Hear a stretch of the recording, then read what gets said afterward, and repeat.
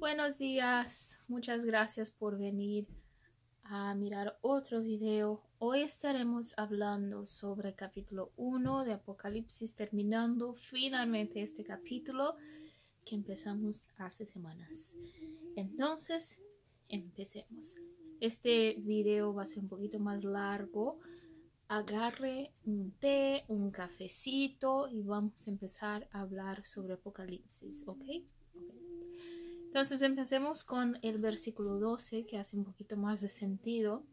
Y dice así el versículo 12 del capítulo 1. Y me volví para ver la voz que hablaba conmigo, y vuelto vi 7 candeleros de oro, y en medio de los 7 candeleros a uno semejante al Hijo del Hombre, vestido de una ropa que llegaba hasta los pies, y ceñido con el pecho con un cinto de oro. Entonces, dice que él miraba a uno como el Hijo del Hombre. Aquí está en letra mayúscula. ¿Por qué? Porque el Hijo del Hombre era un hijo que nació a un hombre, fue nacido de José. Está en letra mayúscula porque él era el hijo especial, llamado, escogido, separado antes de todos nosotros. Un hijo específico, un hijo sin igual. No era cualquier hijo de hombre, no era cualquier persona, era sin igual. Y en aquel tiempo llamarse hijo de hombre era algo que era normal. Entonces vamos a mirar dónde hay en otras partes de la Biblia que habla sobre esto. Daniel capítulo 7 versículo 13 al 14. Vamos a estar mirando que dice así. Miraba yo en la visión de la noche, y he aquí con las nubes del cielo venía uno como un hijo de hombre, que vino hasta el anciano de días, y le hicieron acercarse delante de él. Y le fue dado dominio, gloria y reino, para que todos los pueblos, naciones y lenguas le sirvieran. Su dominio es dominio eterno, que nunca pasará, y su reino uno que no será destruido. Gloria a Dios, aleluya por eso, ¿verdad? Este es Jesús que está hablando de Jesús. También miremos en Marcos capítulo 8 versículo 31, donde habla sobre el Hijo del Hombre. Aquí vamos a mirar que el Hijo del Hombre sí en realidad es Jesús, no está hablando de otra persona o de otro personaje, sino vamos a mirar que sí confirma la palabra aquí en Marcos que está hablando de Jesús. Y comenzó a enseñarles que le era necesario al Hijo del Hombre padecer mucho y ser desechado por los ancianos, por los principales sacerdotes y por los escribas, y ser muerto y resucitar después de 3 días. ¿A quién le pasó eso y quién estaba hablando? Jesucristo. Entonces el Hijo de Hombre que habla Apocalipsis está hablando de Jesucristo. Cuando dice el versículo 13 que estaba ceñido por el pecho, quiere decir que tenía una coraza de oro. El versículo 14 dice, su cabeza y sus cabellos eran blancos como blanca lana, como nieve, sus ojos como llama de fuego. ¿Qué quiere decir esto? Versículo 14. ¿Quiere decir que Jesús era muy viejo? No, no está hablando de su edad, porque Jesús no tiene edad, sino que está hablando de su pureza. Y para yo confirmar esto, vamos a estar mirando en Isaías capítulo 1, versículo 18. Venid luego, dice Jehová, y estemos a cuenta. Si vuestros pecados fueren como la grana, como la nieve serán emblanquecidos. Si fueren rojos como el carmesí, vendrán a ser como blanca lana. Mira qué lindo cuando Jesús viene a nuestra vida y nos limpia por completo. No importa qué tan grande tu pecado, será blanca como la lana. Entonces aquí cuando está hablando de Jesús tener su cabeza y sus cabellos que eran blancos como la nieve, como blanca lana, como la nieve, hablando de su pureza, hablando de que Jesús no tenía pecado, que Jesús es puro Jesús es santo, ¿verdad? Y cuando dice sus ojos como llama de fuego, eso es aquella mirada que penetra hasta el profundo de nuestros corazones. ¿Ya has visto una persona que tú estás hablando con él o con ella y te está mirando así? Ujú, ujú. Y te empiezas a dar nervios porque parece que te está leyendo tus pensamientos, parece que está leyendo el más profundo de tu corazón. Así tenía la mirada de Jesús penetrante, que llegaba al más profundo. Vamos a mirar eso en Hebreos capítulo 4, versículo 13. Y dice así: y no hay cosa creada que no sea manifiesta en su presencia. Antes bien, todas las cosas están desnudas y abiertas a los ojos de aquel a quien tenemos que dar cuenta. Acabo de darme cuenta que mi micrófono no estaba prendido. Entonces, perdón si no me podían escuchar muy bien. Pero eso dice, entonces, la mirada de Jesús era penetrante. Puede leer tus pensamientos, puede mirar más profundo de tu corazón, la intención de tu corazón. De eso está hablando versículo 14. También si quieres mirar otros versículos sobre lo mismo, puedes leer Salmos capítulo 90 versículo 8 y Proverbios capítulo 15 versículo 3. Pero seguimos. En el versículo 15 dice: y sus pies semejante al bronce bruñido, repulgente como en un horno, y su voz como estruendo de muchas aguas. Entonces, sus pies siendo así, habla de su fortaleza, habla de su poder. Y su voz como estruendo de muchas aguas, habla de una voz fuerte, con presencia. No es fácil ignorar una voz así. El versículo 16 dice: tenía en su diestra 7 estrellas, de su boca salía una espada aguda de 2 filos, y su rostro era como el sol cuando resplandece en su fuerza. Entonces, tenía en su diestra 7 estrellas. Vamos a estar mirando lo que significan las estrellas después. De su boca salía una espada aguda de 2 filos. ¿Qué es? Es la palabra de Dios. Eso podemos mirar en Hebreos capítulo 4, versículo 12, que dice así: porque la palabra de Dios es viva y eficaz, y más cortante que toda espada de 2 filos, y penetra hasta partir el alma y el espíritu, y las coyunturas y los tuétanos, y discierne los pensamientos y las intenciones del corazón. Entonces, cuando habla que la boca de Jesús era como una espada de 2 filos, era la palabra de Dios.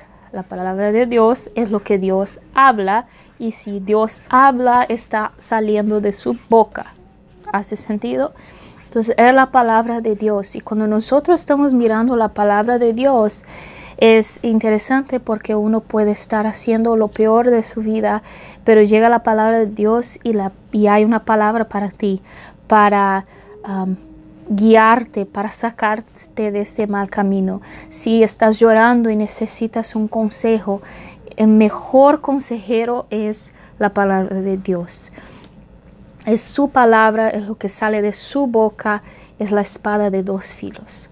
¿Hace sentido? Y la Biblia fue lo que Dios dijo. ¿Hace sentido? Okay. Entonces es la palabra de Dios que puede escudriñar nuestros corazones.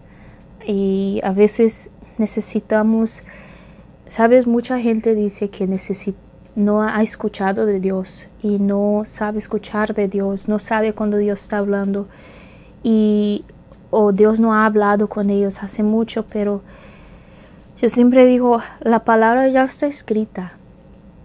Tú quieres escuchar de Dios, abre tu Biblia, ya está escrita. Lo que Dios quiere para ti ya está escrito.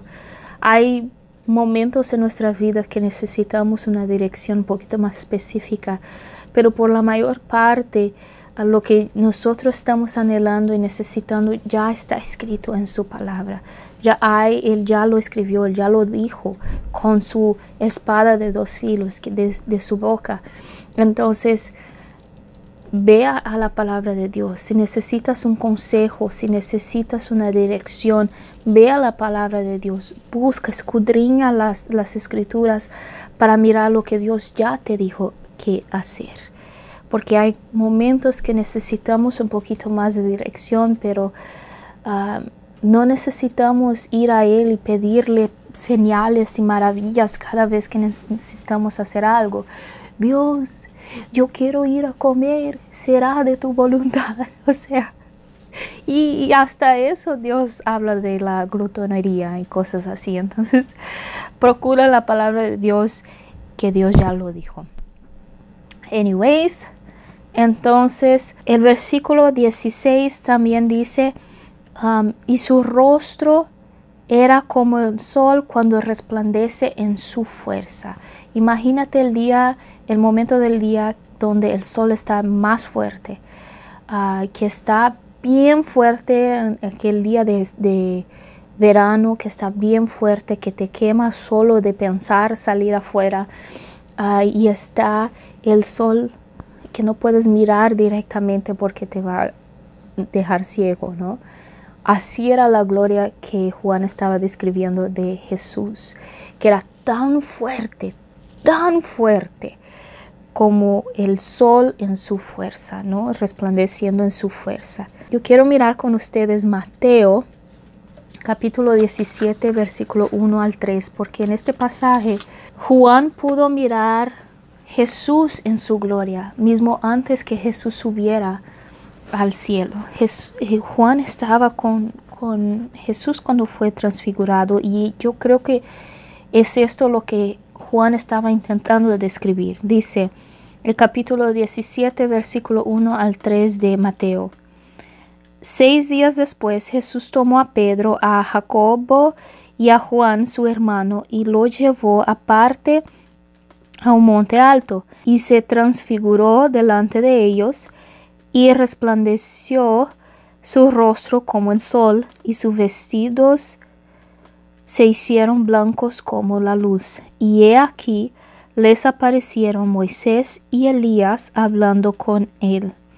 Entonces, versículo 17 dice, cuando le vi, esto Juan hablando, cuando le vi, caí como muerto a sus pies. O sea, no se movía ni respiraba. Y él puso su diestra sobre mí, su mano derecha, diciéndome, no temas, yo soy el primero y el último. Mira qué lindo, parando aquí un poquito, qué lindo es esta imagen, que Juan acaba de describir a Jesús, su gloria, su majestad, la fuerza de Jesucristo, el dominio de Jesucristo. Acaba de describir a un Cristo, a un maestro, a un Dios sin ningún pecado, un perfecto Dios delante de él. Y sin embargo, cuando él, que era tanta para él lo que estaba mirando, se cayó como muerto delante de Jesús, Jesús con su tanto amor que tenía por Juan, puso su mano derecha en Juan, dijo, no temas, no tengas miedo. Y se declaró quién era él, ¿verdad? A veces nosotros predicamos mucho de que Jesús o Dios viene contra nosotros y va a destruir el mundo, y que el mundo se va a acabar, y que nuestro pecado, y que tenemos que salir de pecado, y predicamos a un Dios tan rugiente, a un Dios que fastidioso, un Dios que no tiene paciencia casi, un Dios que viene contra el pecado y que destruye todo y da miedo a la gente. Pero se nos olvida a veces predicar también que Dios, así como viene contra el pecado y contra el pecador, también es un Dios de amor que conoce nuestra estructura, conoce cómo nosotros somos. Y aunque Él tiene toda la gloria y toda la majestad y toda la fuerza y todo el poder y todo el dominio, Él todavía en su amor, porque Dios es amor, viene hacia nosotros y nos dice: no temas, yo estoy contigo, yo soy aquel que siempre ha estado contigo. Se nos olvida a veces predicar eso. Sí, Jesús, va a haber consecuencias si pecas, va a haber consecuencias de lo que haces, pero no quiere decir que Él no conoce tu estructura, no quiere decir que no te va a perdonar. Él sigue viniendo donde estás tú y diciendo: no temas. Se me hace lindo esa imagen. Aquí cuando en el versículo 17, cuando dice que Él es el primero y el último, está significando que Él vino antes de todos nosotros y será por siempre, ¿verdad? Está hablando de su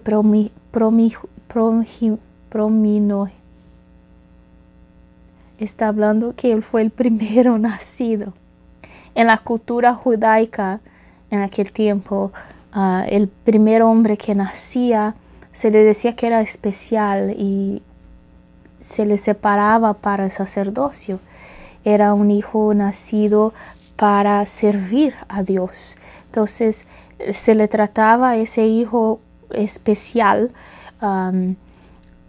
porque él tenía un cierto propósito de servir a Dios. Y con Jesús no fue diferente. Ese primer hijo amado de Dios fue separado con un propósito de servir a Dios y de ser nuestro sumo sacerdote, como la cultura judaica. Entonces, para hablar de ese versículo, vamos a mirar, puedes mirar ahí en tu casa, en Isaías capítulo 48, versículo 12, Isaías capítulo 44, versículo 6, pero nosotros juntos vamos a mirar Isaías capítulo 41, versículo 4, que dice: ¿quién hizo y realizó esto? ¿Quién llama a las generaciones desde el principio? Yo, Jehová, el primero, y yo mismo con los postreros. Vamos a continuar leyendo en el versículo 18. Y el que vivo y estuve muerto, se está vivo y murió antes, mas he aquí que vivo por los siglos de los siglos. Jesús nunca más va a morir. Amén, así sea. Y tengo las llaves de la muerte y del Hades. ¿A qué se está refiriendo Jesús aquí? A algunas cosas. Jesús, cuando murió en la cruz del Calvario, fue al infierno por algunas razones. Una, para cumplir las escrituras. Otra, porque él era un ser humano y él tenía que seguir las mismas etapas que el ser humano tenía que seguir, de la muerte y todo eso, porque él era humano, pero el ser humano seguiría muerto y Jesús no. Como Jesús él era el Hijo de Dios, entonces él agarró las llaves del infierno, agarró las llaves de la muerte y salió. Él pudo sobresalir la muerte, pudo sobrepasar la muerte y vencerla. El ser humano ninguno pudo hacerlo a menos que Jesús o Dios lo resucitara. Pero aquí Jesús mismo lo hizo, porque Él tiene todo el dominio, Él tiene toda la autoridad, Él tiene todo el control. Es Él quien decide lo que pasa. A veces nosotros pensamos en infierno y pensamos en diablo, pero en realidad quien tiene las llaves, quien pone y saca, es Jesucristo, ¿verdad? Entonces, la autoridad o el poder que tendrá el diablo, uno tiene que nunca olvidarse que es lo que Dios permite él tener. En el momento cierto, después vamos a estar mirando Apocalipsis, Dios va a llegar un momento que va a decir hasta aquí y le va a sacar todo el poder y le va a poner en el infierno por siempre y laquear la puerta. Entonces, no olvidándose de eso, quien tiene la llave, quien tiene el poder, quien hace esas decisiones es Jesús. Y la otra cosa es que antes de Jesús venir hubo muchos que murieron y Jesús quería dar una oportunidad a esas personas de salvación. Entonces fue al infierno y sacó a personas de allá para darles una oportunidad. Y vamos a mirar en Hechos capítulo 2 versículo 31, solo para confirmar esa palabra, que dice: viéndolo antes, habló de la resurrección de Cristo, que su alma no fue dejada en el Hades, ni su carne vio corrupción. Si Jesús se quedara en el Hades, o sea, el infierno, entonces sería un ser humano cualquiera. Lo que hizo la diferencia, lo que mató todos los mitos, todo lo que estaban diciendo los sacerdotes, las personas en aquel momento, fue que Él resucitó y venció la muerte. Eso fue la gran conquista y que diferenció Él de un ser humano normal. El versículo 19 dice: escribe las cosas que has visto y las que son y las que han de ser después de estas. Le está dando un mandato de escribir estas cosas que estaba mirando y lo que le iba a dar, ¿no? De ahí vinieron las cartas. Versículo 20 dice: el misterio de las 7 estrellas que has visto en mi diestra y de los 7 candeleros de oro. Las 7 estrellas son los ángeles de las 7 iglesias. Estrellas aquí en griego son ángelos, que significa mensajeros, o sea, los pastores de estas iglesias, de estas 7 iglesias. Son las estrellas. Y los 7 candeleros que has visto son las 7 iglesias. Importante notarse, nosotros muchas veces juzgamos y decimos: esta iglesia no va a ir al cielo porque hace tal y tal cosa. Aquella persona no va a ir al cielo porque se viste de tal y tal manera. Solo Cristo puede hacer eso. Solo Dios puede decir quién va y quién no va. Él tiene las llaves del infierno y de la muerte. Él tiene todo el dominio, toda la autoridad. Él hace esas decisiones. No nos cabe a nosotros, pero muchas veces nosotros hacemos. Y cuando empecemos a leer las cartas a estas iglesias, vas a mirar que ninguna de estas iglesias eran perfectas. Siempre Dios tenía algo en contra de ellas.